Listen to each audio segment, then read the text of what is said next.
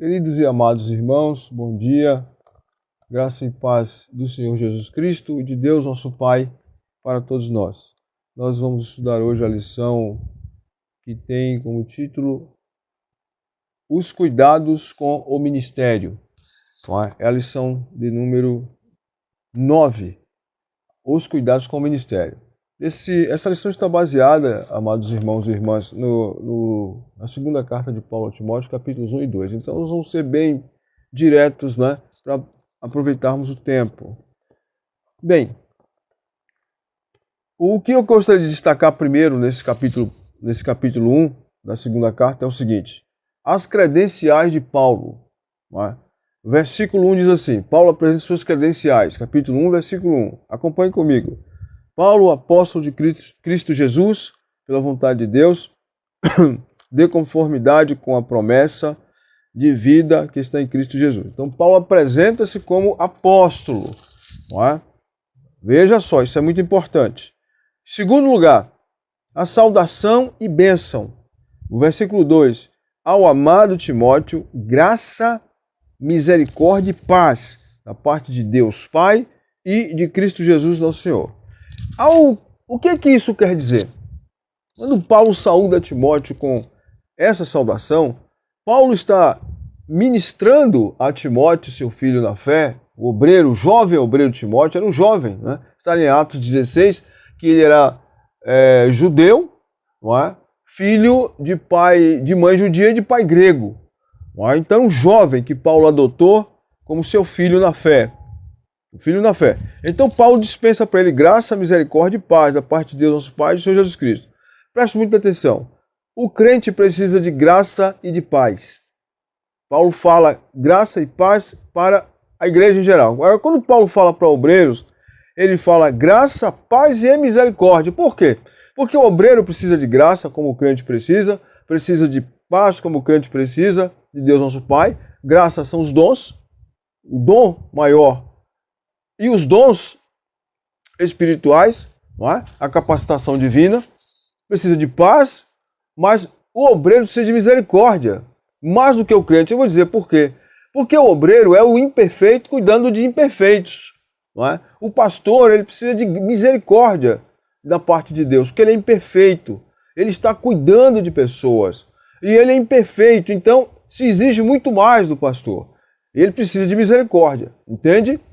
Então ele precisa de graça, paz e misericórdia. Misericórdia de Deus para exercer esse ministério, porque ele vai ser muito exigido e ele vai falhar. Ele precisa de misericórdia. Entendeu? As pessoas precisam entender isso. O pastor não é um anjo, o obreiro não é anjo. O obreiro é um ser de carne e osso que tem emoções e que falha. Terceiro, Paulo apresenta a cobertura espiritual e ministerial de Paulo para o seu filho Timóteo. Preste muita atenção, isso aqui é muito importante. Paulo cobre a cobertura espiritual de Paulo para Timóteo, espiritual e ministerial. Está no versículo 3. Olha como ele diz, dou graças a Deus a quem sirvo desde meus antepassados, com consciência pura, porque sem cessar lembro-me de ti nas minhas orações dia e noite. Então Paulo cobria Timóteo, além de cobrir com a autoridade espiritual, porque Timóteo reportava-se a Paulo. Paulo constituiu Timóteo como obreiro, como pastor na igreja em Éfeso, naquela oportunidade. Timóteo era pastor da igreja em Éfeso e toda a região. Éfeso era a terceira maior cidade do Império Romano. Era a terceira maior cidade dentre as províncias romanas. E Paulo constituiu Timóteo como pastor daquela cidade. E Paulo era o quê? Paulo agia como bispo, como apóstolo, como supervisor. Paulo era apóstolo. E Paulo dava as instruções, mas também Paulo cobria espiritualmente, dada a sua autoridade em Cristo. Porque ele viu o Senhor e o Senhor o constituiu. Então isso é muito importante. Um obreiro não pode estar sozinho, não pode estar solto. Ele precisa de cobertura, ele precisa ter alguém maior, ministerialmente, cobrindo ele. Seja em que área for. Porque, senão, ele vai ser tentado por Satanás e, fatalmente, ele vai fracassar. Porque ele precisa de uma guarnição espiritual, ele precisa de uma retaguarda espiritual, não é? De vanguarda e retaguarda espiritual, protegendo ele, as ações dele, para que ele não se sinta sozinho e venha assim ser tentado pelo diabo e venha fracassar. Então Paulo cobre espiritualmente e ministerialmente Timóteo. Número 4. Paulo lembra a Timóteo que ele recebeu autoridade e autorização como ministro de Deus. Versículo 6 fala isso, olha só, acompanhe comigo. Capítulo 1, versículo 6. Ele diz assim, por esta razão, pois, te admoesto, admoestar é repreender, não é? Paulo está dando puxão de orelha em Timóteo. Por esta razão, te admoesto que reavives o dom de Deus que há em ti pela imposição de minhas mãos. Então, no momento em que, vamos entender isso aqui, no momento em que Timóteo foi consagrado por Paulo, Paulo impôs as mãos sobre a cabeça de Timóteo. E o que significa o ato de impor as mãos? Certamente havia outros auxiliares de Paulo ali que também impuseram as mãos. Mas quando se impõe as mãos sobre alguém, se está transmitindo autoridade. E está se delegando autoridade. Quem impõe as mãos é maior do que quem recebe a imposição de mãos.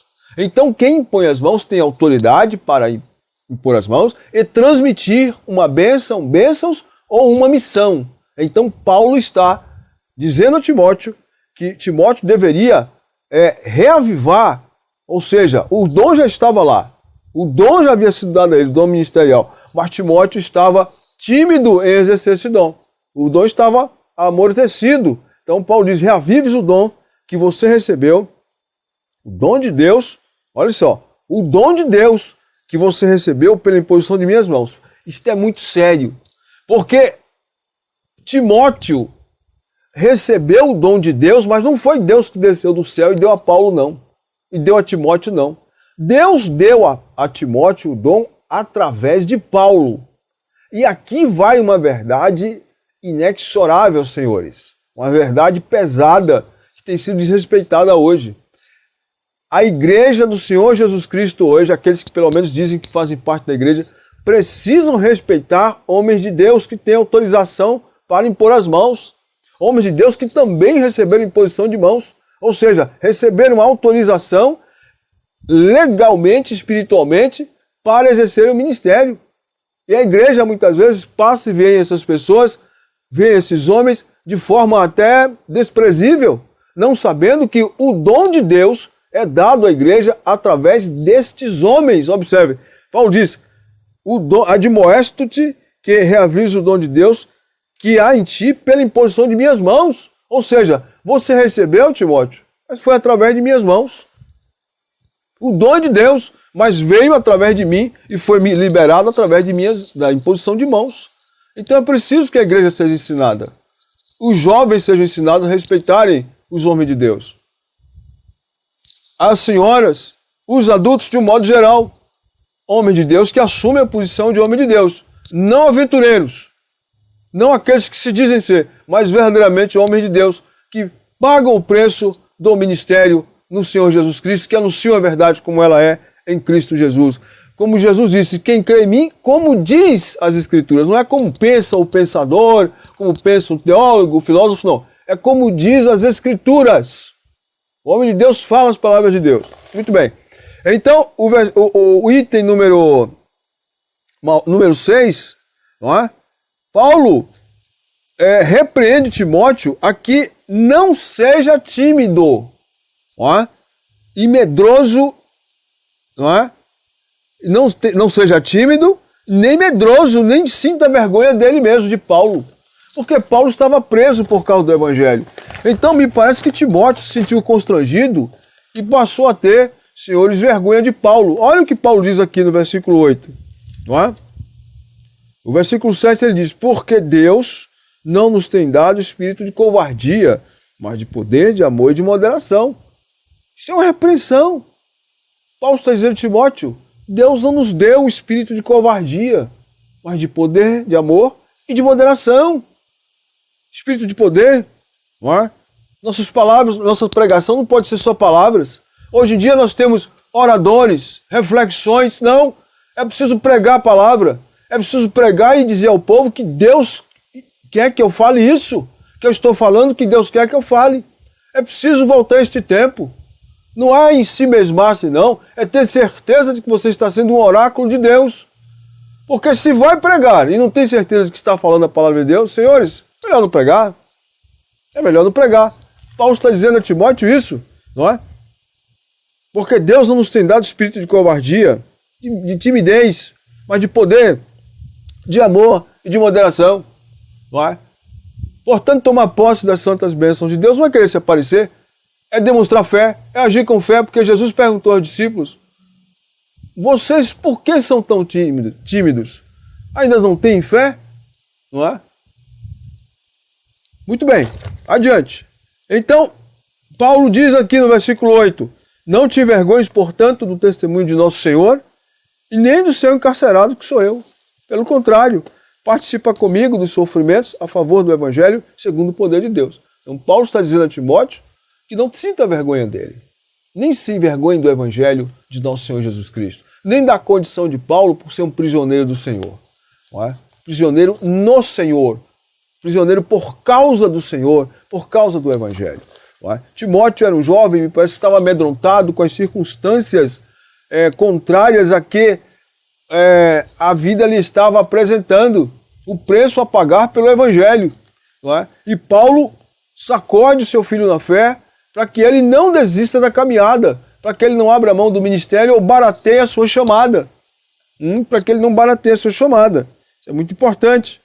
Mas, mais uma vez, Paulo mostra a Timóteo a origem de sua autoridade.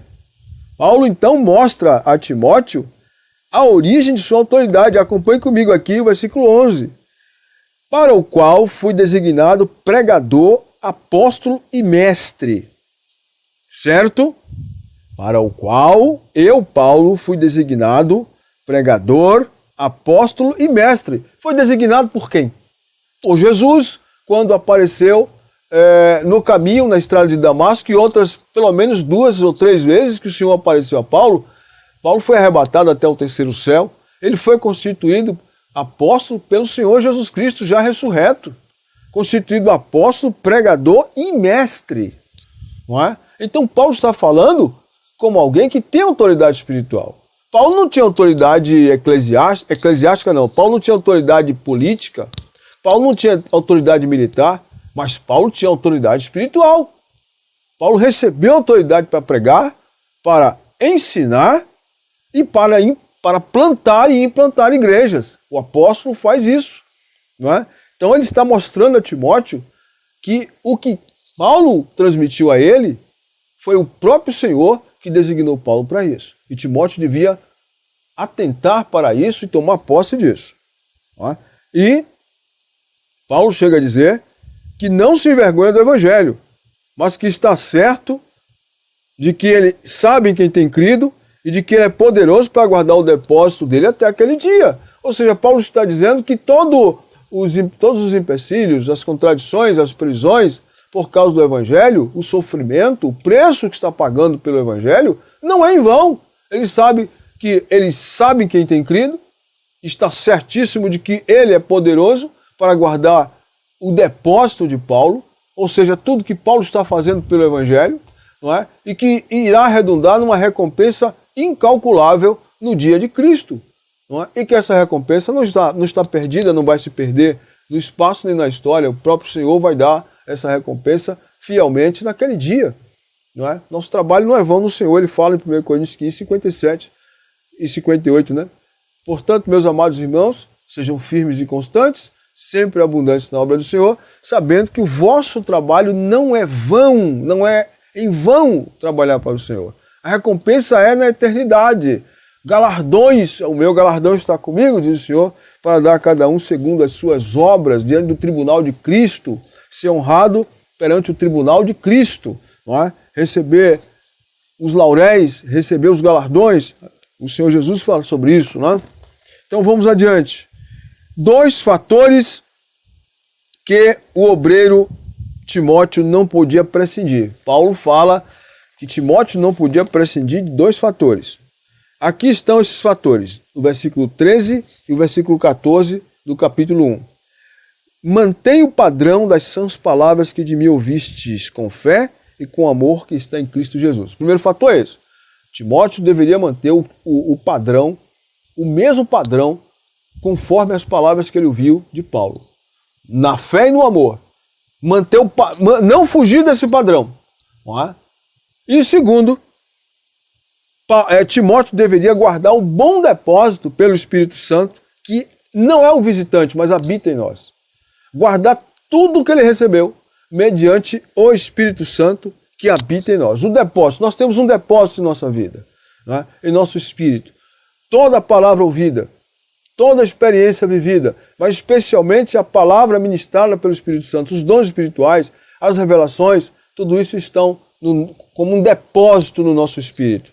E Paulo diz, guarda o bom depósito com a ajuda, com o auxílio do Espírito Santo que habita em nós. Ou seja, não deixe, Timóteo, se perder aquilo que você recebeu, mas seja como um depósito reservado para ser utilizado no momento oportuno, na ocasião oportuna.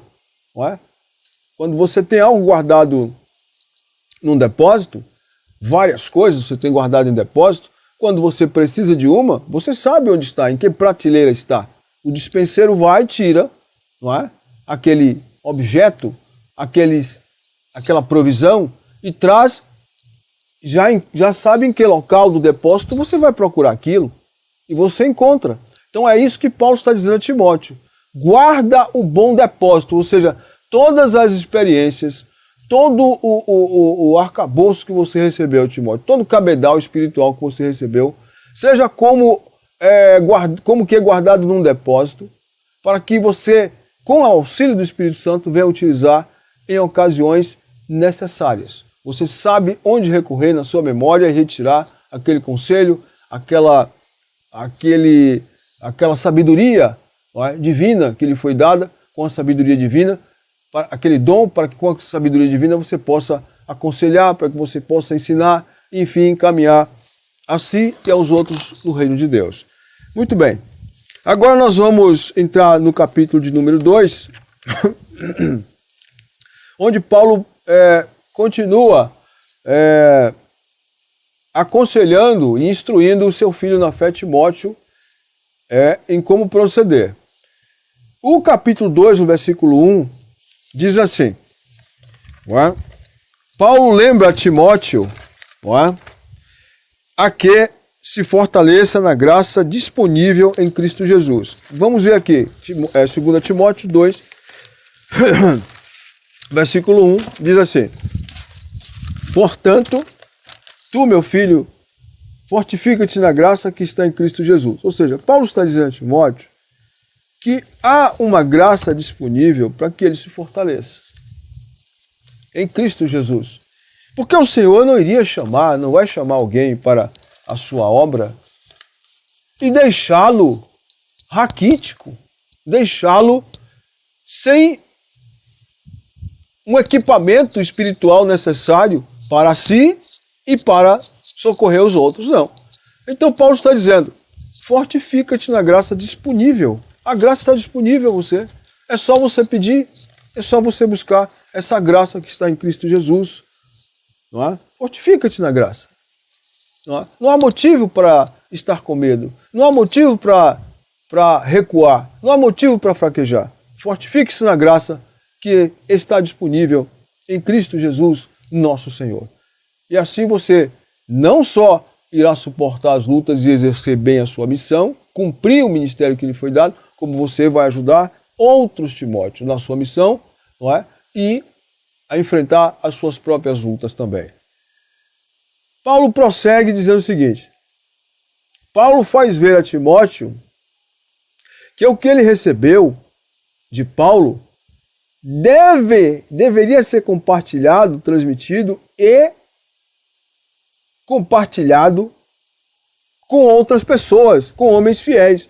Ou seja, é o dom compartilhado. Não é para o indivíduo ficar como um mar morto só recebendo. Não. Paulo está dizendo a Timóteo, compartilha a homens fiéis. E o que de minha parte ouviste, através de muitas testemunhas, isso transmite-o a homens fiéis e também idôneos para instruir outros. Quer dizer, o que Paulo recebeu de Cristo, Paulo passa a Timóteo, como passou a outros, a Tito, e a Áquila, a Priscila, etc., a outros colaboradores, não é? No ministério. E esses homens tinham que multiplicar esse dom. Multiplique o dom, Timóteo, ensine a outras pessoas. Você recebeu diretamente de mim e recebeu de mensageiros que eu enviei. Então confiam também a homens fiéis. Não é a qualquer pessoa. São a pessoas, deve ser confiar a pessoas fiéis. Pessoas que queiram pagar o preço pela obra de Cristo. Não pessoas que gostam da parte boa do Evangelho. Da parte agradável do Evangelho. Quer aparecer, quer ter fama, não é? Quer ser louvado pelas pessoas, pelo dom que Deus exerce através da pessoa, mas que não quer pagar o preço das perseguições, mas que não quer pagar o preço da consagração, da oração, da busca, da comunhão com Cristo, do jejum, da oração, não quer pagar o preço, mas querem cantar, mas querem ensinar, mas querem pregar, isto tudo sem intimidade nenhuma com o Senhor, sem aproximação nenhuma do Senhor. Chegam ali, fazem uma oraçãozinha, água com açúcar, e aí... E é só isso? Não. Tem que pagar o preço do joelho na oração. Tem que pagar o preço na intimidade. Tem que pagar o preço da autorrenúncia, não é? A renúncia de si mesmo, das paixões, dos desejos da língua, dos desejos da própria carne e da língua, a vontade de responder na bucha a quem nos ofende, a quem nos insulta. Não é? Pagar o preço segurando a língua, não revidando, sendo sofredor, ou seja, sofredor no sentido de ser paciente, no sentido de orar, de consagrar-se, consagrar o seu corpo, de se abster das coisas que levam o corpo a se contaminar com aquilo que vê, com aquilo que ouve, com aquilo que fala, não é? Então é o preço a ser pago, separação total para o Senhor, não é? É o preço a se pagar. A salvação é de graça. Nós não poderíamos nem podemos pagar o preço da redenção, mas o preço do ministério nós temos que pagar. O preço da fidelidade ao Senhor nós temos que pagar. Não tenha dúvida nenhuma. Se alguém ensina o contrário, está faltando com a verdade. O preço tem que ser pago. E aqui está Paulo dizendo que não se envergonha do Evangelho, pelo qual eu sofro. Ou seja, eu pago o preço. Paulo estava pagando o preço, não era o preço que Jesus estava pagando por ele. Paulo estava pagando o preço por Jesus e pelo Evangelho. O preço que Jesus pagou foi o preço da nossa redenção, que ninguém podia pagar. Agora, o preço da fidelidade ao Evangelho e a Cristo e ao nosso Deus e Pai, nós temos que pagar. Nós temos que pagar. Não é? Nós temos que pagar. Rejeitando, renunciando o mundo, não as pessoas, mas o mundo, o pecado, a corrupção, tudo aquilo que nos afasta de Deus, as paixões carnais e tudo mais. Não é? Então, Paulo também faz ver a Timóteo que ele foi dado não só o privilégio de pregar o Evangelho, de ter o Evangelho, os benefícios do Evangelho, mas a bênção de pagar o preço pelo Evangelho, é o que eu estou dizendo. Foi dado a Paulo, a Timóteo, como a Paulo, o privilégio de pagar o preço pelo Evangelho, irmãos. Olha aqui, a partir do versículo de número 3, Paulo diz assim: participa dos meus sofrimentos com bom soldado de Cristo Jesus. Não é? Aí ele prossegue dizendo: nenhum soldado em serviço se envolve em negócio dessa vida. Paulo compara o crente, o obreiro, como um soldado que está num campo de batalha, lutando na batalha dos homens justos contra o pecado, contra o império das trevas, contra o diabo, lutando com a palavra de Deus, mas contra o diabo, lutando com a palavra de Deus, com o Espírito Santo, com a oração, com o jejum, com a consagração, com a vigilância, com o espírito de vigilância, com a consagração. Eu não entendo como é que o indivíduo vai pregar e não se consagra. Como é que vai cantar o ministro de louvor e não se consagra. É muito bonito aparecer, está num alvo fixo para ser atingido pelo inimigo, porque está sem cobertura, está sem consagração e, portanto, o inimigo não respeita essas pessoas. Não as respeita, não respeita o ministério delas, porque elas estão, além de estarem sem cobertura, elas estão sem consagração, elas não têm tempo, elas não separam tempo para Deus, elas não estão em comunhão se fortalecendo com o Senhor. O resultado, estão vulneráveis. Estão vulneráveis. Vulneráveis mesmo. Paulo prossegue dizendo, igualmente o atleta não é coroado se não lutar segundo as normas. Aí ele diz mais, hein?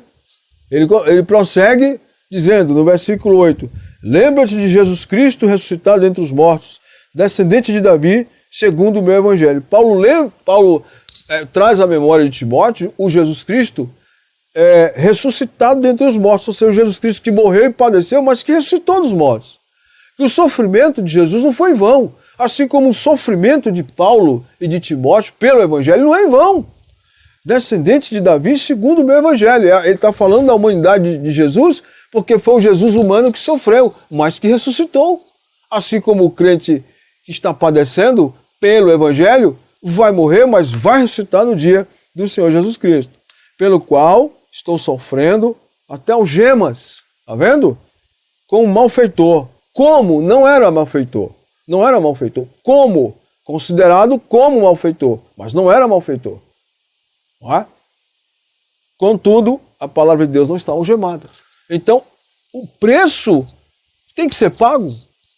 Paulo está dizendo que sofria tudo isso até algemas como malfeitor, mas que a palavra de Deus não estava condenada. Ou seja, Paulo faz ver a Timóteo, que Timóteo também foi chamado, como ele, Paulo, a participar não só dos privilégios do Evangelho, de anunciar o Evangelho, coisa que os anjos queriam atentar. Ou seja, os anjos queriam que Deus lhes desse a missão de pregarem o Evangelho. Os anjos queriam essa glória, mas Deus deu a homens caídos, que foram restaurados, que foram levantados em Cristo Jesus. E Deus deu essa missão de pregar o santo Evangelho dele e do Senhor Jesus Cristo a esses homens. Isso é uma glória. Mas também não foi somente isso que nos foi dado. Foi nos dado também o privilégio de sofrer, de pagar o preço por este Evangelho. Não é pagar o preço para redimir o Evangelho, é pagar o preço mostrando fidelidade ao Evangelho e ao Senhor Jesus Cristo. Entendeu? Então, não é só o privilégio de ficar famoso, porque o Senhor está nos usando. Não. É o privilégio de querer sofrer as afrontas, as aflições por causa do Senhor Jesus Cristo. O que resta das aflições de Cristo. Não é? A fidelidade da palavra de Deus. Paulo mostra a Timóteo que a palavra de Deus é fiel.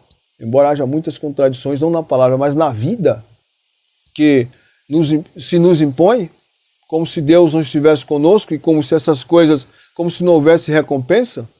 Naquele tempo já houveram até 2 homens chamados Alexandre e Fígelo, que disseram que a ressurreição já tinha passado, que não havia ressurreição. 2 obreiros que deram para trás, negaram a ressurreição. Isso está aqui no capítulo de número 1, está aqui, versículo 15. Estás ciente de que todos os da Ásia me abandonaram, dentre eles cito Fígelo e Hermógenes. Esses camaradas, que eram companheiros de Paulo, negaram a ressurreição. Em outra carta, na primeira carta, Paulo fala, negaram a ressurreição, e um outro também chamado Hermógenes, não é? Negou a ressurreição. Não é? Negaram a ressurreição, dizendo que a ressurreição tinha passado, e aí foram para o mundo, abandonaram a fé. O diabo tentou eles foram embora. Não é? Então é preciso ter muito cuidado. Aí Paulo está dizendo, fiel é esta palavra. Mesmo que o sofrimento esteja nos levando ao limite da resistência pelo Evangelho, sofrimento pelo Evangelho, e que pareça que não tem recompensa nenhuma, Paulo está dizendo que esta palavra é fiel e que há recompensa sim, baseada na fidelidade desta palavra. Ó, a fidelidade da palavra de Deus, que é o próprio Deus, a própria expressão do ser e da vontade de Deus é a sua palavra. Deus não tem nenhum pensamento diferente da palavra dele. O pensamento de Deus, o que se pode pensar de Deus, como ele é, o que ele pensa, o que ele aprova, o que ele reprova, está na palavra. Pode ter certeza disso. Não é? E ele diz assim, aí ele prossegue dizendo, olha só, a fidelidade da palavra de Deus. A fidelidade do obreiro ao Senhor e as recompensas aos fiéis. Versículo 12. O versículo 11 ele diz, fiel esta palavra, se já morremos com ele, também viveremos com ele. Não já morremos com ele? Morremos para o mundo? Não já morremos para o mundo? Não já morremos para o pecado? Então vamos reinar com ele. Morrer para o mundo é renunciar tudo o que o mundo tem e oferece. Há uma recompensa para isso. Nós vamos receber a recompensa. A recompensa não é aqui. A recompensa é no tribunal de Cristo, onde nós seremos julgados, nossas obras serão pesadas na balança, passará pelo fogo divino, e sendo aprovadas, não sendo palha, nem feno, nem madeira, que se entram facilmente em combustão, nós vamos receber o galardão.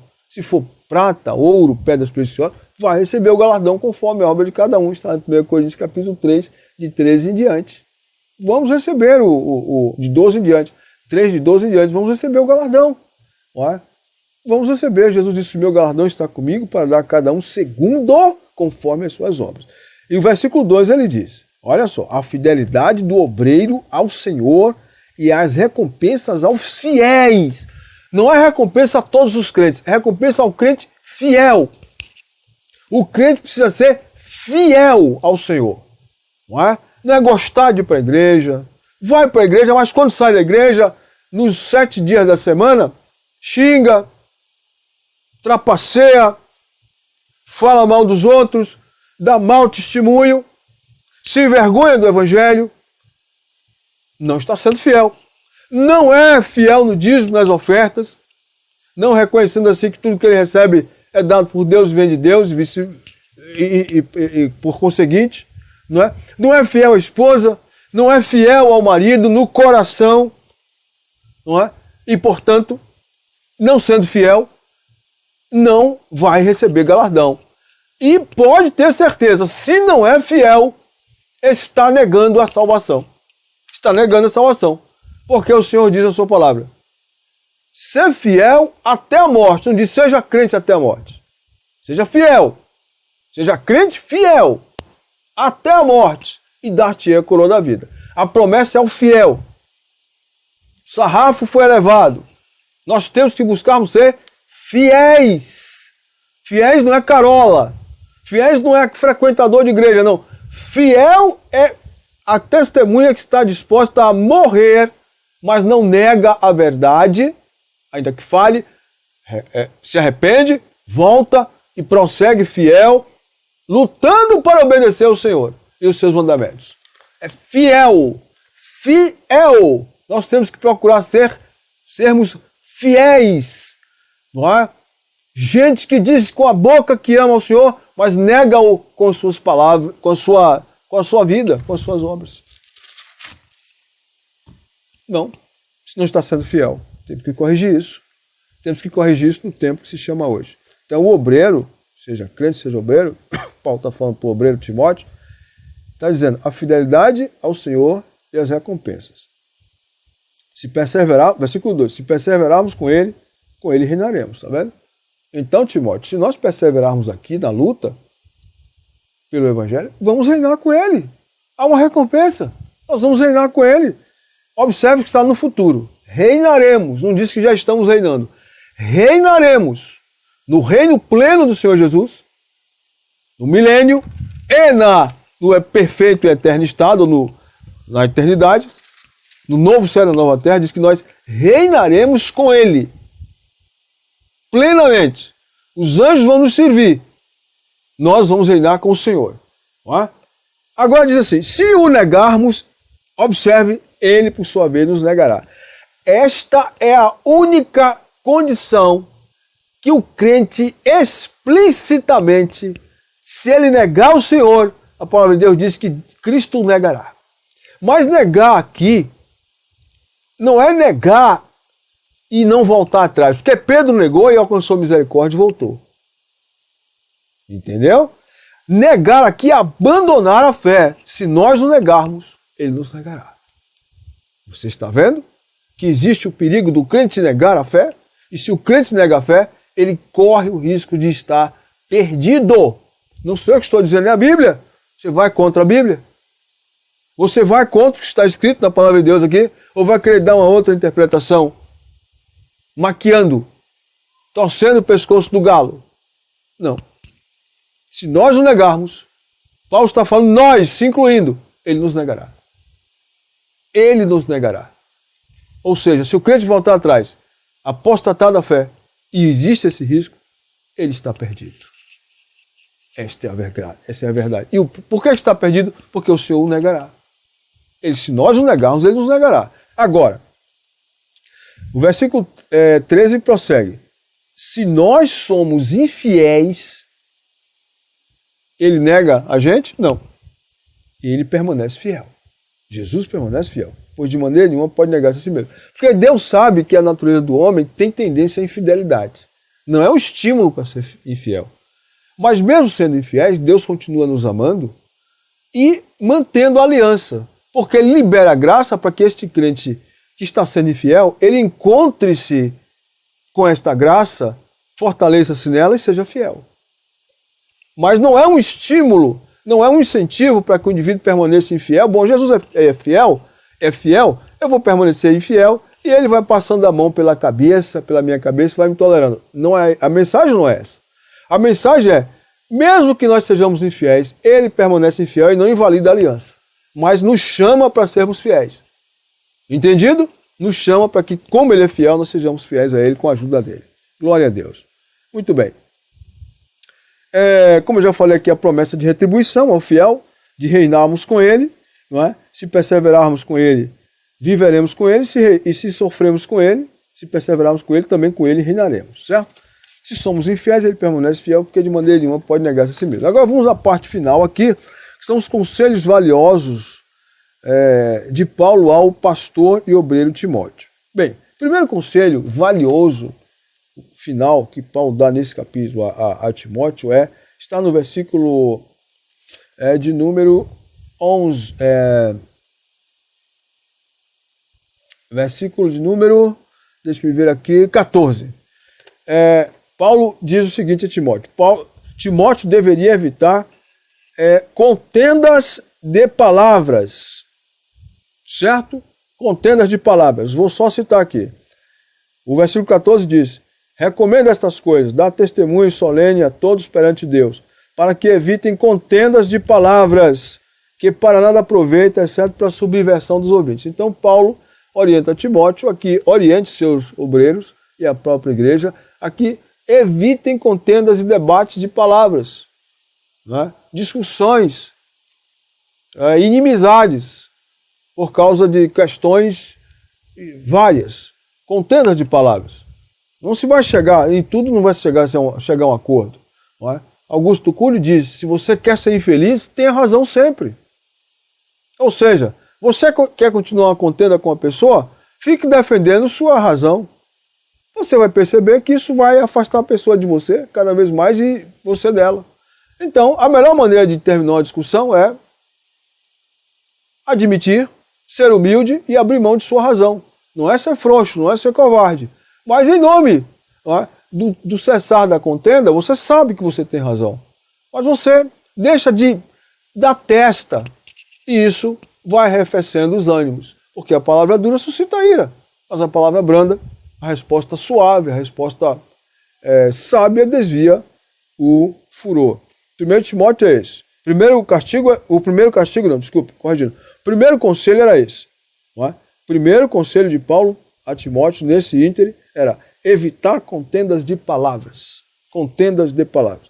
Segundo conselho de Paulo a Timóteo, procura apresentar-te a Deus, versículo 15, 2,15. Procura apresentar-te a Deus como obreiro que não tem de que se envergonhar, que maneja bem a palavra da verdade. Então aqui está um conselho para que Timóteo procurasse apresentar-se a Deus, ou seja, o chamado é divino, a vocação é divina, o chamado, mas a procura é do obreiro. A procura, a disposição em buscar se consagrar a Deus, em se aproximar de Deus e apresentar-se a Deus aprovado. Como? Limpando sua vida, reconhecendo os pontos em que há sujeira, em que há manchas, e nós temos que lutar. Meu Deus, eu ainda tenho isso aqui, eu estou com este problema, eu estou com essa situação, e vai orando e vai pedindo a ajuda de Deus até que você esteja limpo, perfeitamente limpo, moralmente, eticamente, para se apresentar aprovado como obreiro, que não tem de que se vergonhar, que não pode ser acusado por ninguém, acusado do de fora. Este homem não pode ser o ministério, por quê? Porque ele tem outra mulher, porque ele tem uma rapariga. Essa moça não pode ser o ministério, por quê? Por causa disso, ela tem um namoro escandaloso. Está entendendo? Então, se tem de que se envergonhar, compra e não paga, não pode exercer o ministério. Tem que se consagrar. Tem que consertar a casa, pôr a casa em ordem primeiro, para depois vir e se apresentar ao Senhor. E aí entra em ação a terceira condição, que é manejar bem a palavra da verdade, conhecer a verdade, conhecer a palavra da verdade, a Bíblia Sagrada. Conhecê-la e manejá-la aplicando-a corretamente, ensinando a verdade. Não é ensinando a seu bel prazer, não é ensinando conforme o gosto do cliente, não. É falando conforme Deus quer que eu fale, porque foi Ele que nos comissionou. Que me comissionou e comissionou você, como comissionou Paulo, como comissionou Timóteo. Ok? Outro conselho de Paulo a Timóteo: evitar falatórios profanos. Evita igualmente os falatórios profanos e inúteis, pois os que usam deles passarão em piedade ainda maior. Vai aumentando. O falatório é como uma floresta em chamas. Tudo seco. O fogo só vai aumentando, a fumaça só vai aumentando. Evitar os falatórios profanos. Não é? Falar mal dos outros, falar palavras chulas, falar piadas indecentes, não é? Coisas que não edificam. Não deve nem se nomear, deve-se evitar isso. Isso vai crescendo. Aí depois da glória a Deus, bendiz o Senhor, enquanto isso está falando com essas palavras da boca, né? Esses falatórios profanos, conversas inúteis, estéreis e até imorais. Misericórdia, né? Misericórdia. Outro conselho de Paulo: cuidado com os falsos obreiros que negaram a ressurreição. Versículo 18. Paulo diz assim: a linguagem deles, versículo 17, corrói como câncer, entre os quais estão Himeneu e Filento. Estes se desviaram da verdade, asseverando que a ressurreição já se realizou. Foi o que eu falei antes. E estão pervertendo a fé de alguns. Então veja, a verdade, firmar alguém na verdade, é uma obra muito difícil. Mas desviar alguém da verdade basta um mau testemunho. Basta alguém ensinar uma mentira, uma heresia, a heresia cresce mais rápido do que a verdade. Ela não vai longe, mas ela cresce mais rápido. Porque as pessoas têm tendência a crer na mentira. Não é? O ser humano, deturpado como é, decaído, ele tem tendência a dar crédito à mentira. Uma mensagem fácil, né? É muito fácil de atrair as pessoas. Aí depois as pessoas percebem que foram enganadas, só que aí já é tarde demais. Então esses dois homens, eles perverteram a fé de alguns a ponto de acreditarem mais nele do que em Paulo, negando a ressurreição, dizendo que a ressurreição já havia se realizado. Esses aqui e os de lá de trás, o Fígelo e o Hermógenes. A mesma coisa, fizeram a mesma coisa, entendeu? Esses obreiros que se desviaram. Então existe esse perigo de obreiros falsos na igreja contaminarem toda uma congregação. O obreiro do Senhor deve apartar-se da iniquidade. Versículo 19. Paulo diz que todo aquele que profere o nome do Senhor tem esse fundamento. O Senhor conhece os que lhe pertencem. E aparte-se da injustiça todo aquele que professa o nome do Senhor. Injustiça! O obreiro do Senhor deve se apartar da injustiça, daquilo que é injusto, daquilo que é pecaminoso, daquilo que não glorifica a Deus. Não aprovar as coisas que Deus reprova. Não aprovar a conduta, nem o conselho dos ímpios, está lá no Salmo 1. Bem-aventurado o varão que não anda segundo o conselho dos ímpios. Quer dizer, conselho ali é aquilo que é aprovado em assembleia pelos ímpios. É aquilo que é colocado como doutrina pelos ímpios. O crente e o servo de Deus fiel não pode seguir isso. Está lá no Salmo 1. Que não se detém no caminho dos pecadores. Está vendo? No caminho, quer dizer, na conduta dos pecadores, e nem se assenta na roda, na mesa dos escarnecedores para escarnecer das coisas santas. Isso é muito claro, né? Está muito claro. Muito claro. O obreiro do Senhor deve se afastar da iniquidade. O obreiro de Cristo deve se buscar, deve fugir da prostituição. O obreiro de Cristo, ou obreira do Senhor, deve fugir das paixões da mocidade, versículo 22, e seguir a justiça, a fé e o amor com os que de coração puro invocam o nome do Senhor. Era um jovem, mas Paulo diz, ninguém despreze a tua mocidade, na primeira carta, Timóteo. Ninguém te despreze porque você é um obreiro jovem. Antes, procura ser um modelo na fé, na esperança, no amor, com aqueles que com o coração puro buscam o Senhor. E na segunda carta ele fala, foge outro sim das paixões da mocidade. Fugir não é enfrentar. A única coisa que o crente tem que fugir aqui é das paixões. Porque as paixões, elas estão dentro dos nossos membros, atuam na nossa alma, se manifestam através dos nossos membros físicos e nós temos que fugir. Tentar resistir à loucura vai nos levar à queda. Então fuja daquilo que te atrai, não é, Timóteo? Fuja das paixões. Segue a justiça, a fé e o amor e a paz com aqueles que, com o coração puro, invocam o nome do Senhor. Aproxime-se desses. Ou seja, me diga com quem tu andas, eu direi quem tu és. Se você anda perto de quem cultua, de quem semeia essas paixões, de quem cultiva essas paixões, o que vai acontecer? Vai cair. Agora, se você se aproxima de gente que busca a santidade, busca a pureza, busca a comunhão com o Senhor, você vai ser mais santo. Claro, isso vai lhe estimular a ser santo também. Você vai estimulá-los e eles vão estimular você. É o que Paulo está dizendo a Timóteo. Existem outros conselhos aqui, para finalizar. Paulo diz que o servo do Senhor, no versículo 24, ele diz que o servo do Senhor, o último conselho que Paulo dá a Timóteo, ele não deve contender, ou seja, ele deve ser brando, aconselhando com mansidão, não é? Apto para instruir, paciente. Então o servo, o obreiro do Senhor, ele deve ser inimigo de contendas, não é?